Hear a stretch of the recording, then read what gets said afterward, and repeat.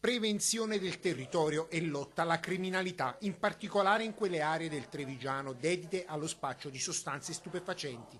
Gli obiettivi del questore di Treviso, in carica dalla fine del marzo scorso, sono questi.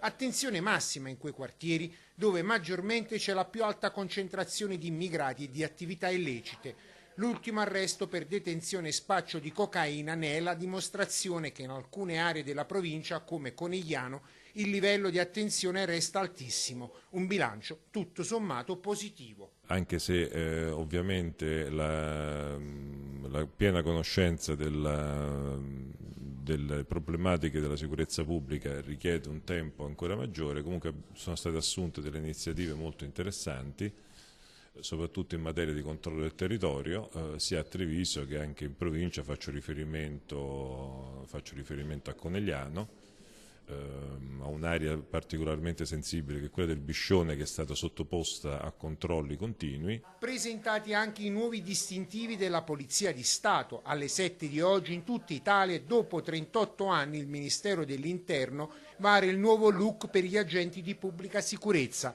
A Treviso, presentazione da parte del questore Vito Montaruli. Sta a rappresentare, o perlomeno a confermare, il distacco da quella che è l'organizzazione militare per assumere in modo più completo, compiuto, i connotati di un'amministrazione civile. In previsione della manifestazione Suoni di Marca prevista a Treviso e presentata oggi in comune, il questore così risponde. Noi stiamo prendendo atto delle decisioni che sono state assunte in quella sede e ci stiamo attrezzando, preparando per questa iniziativa,